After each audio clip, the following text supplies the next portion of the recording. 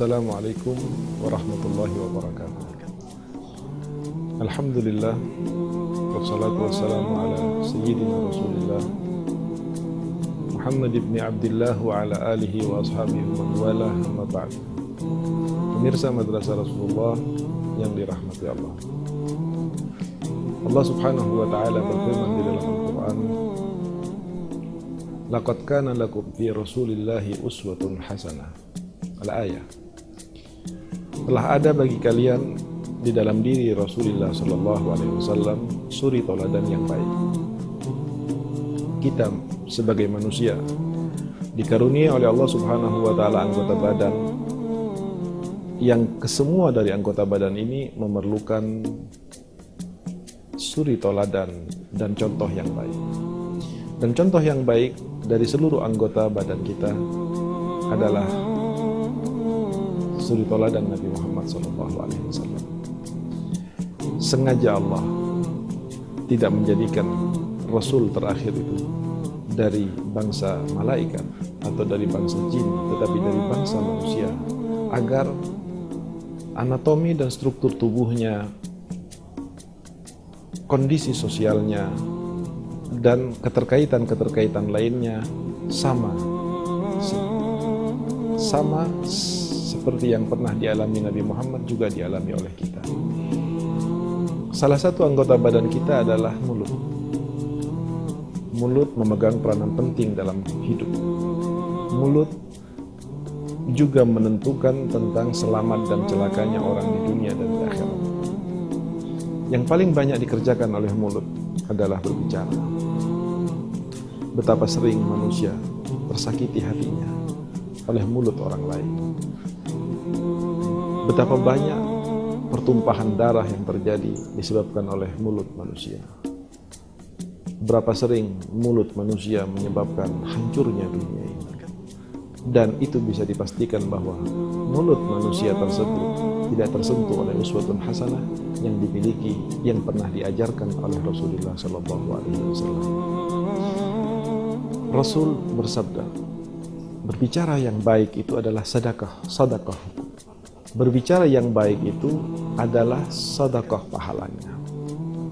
Mungkin kita menganggap selama ini sedekah itu harus dengan uang, harus dengan materi.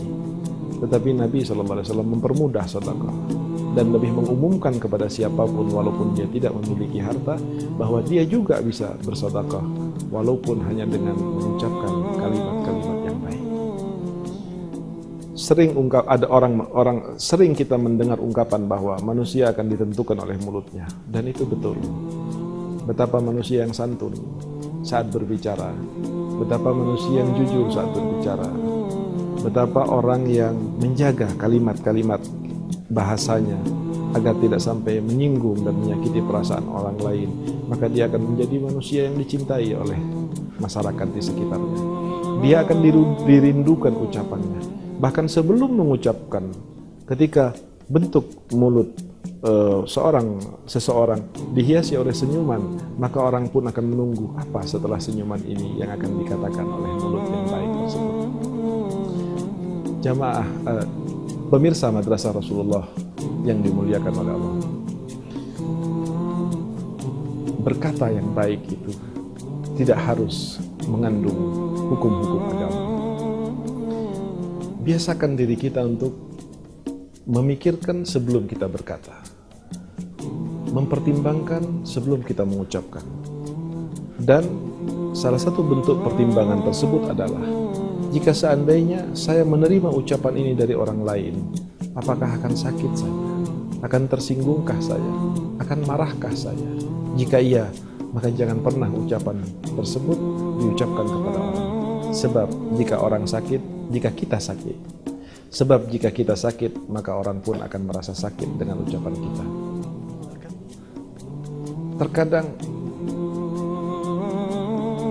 Terkadang orang menganggap bahwa tidak terlalu berbahaya,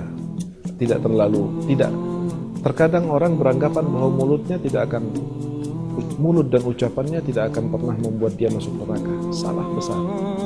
Nabi SAW pernah berkata, barang siapa yang menjamin untukku untuk menjaga apa yang ada di kedua pahanya dan menjaga apa yang berada di antara dua lisannya, maka aku akan jamin dia untuk masuk ke dalam surga.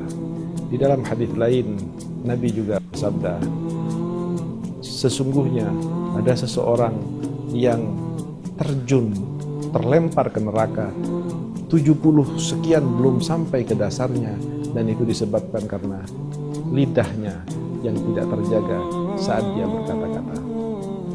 Pemirsa Madrasah Rasulullah yang dirahmati oleh Allah, lihatlah bagaimana para ulama-ulama kita, bagaimana para pewaris Nabi, guru-guru kita, orang-orang soleh di antara kita, yang paling menonjol dari sifat dan akhlaknya adalah mereka tidak berbicara terkecuali hal yang bermanfaat.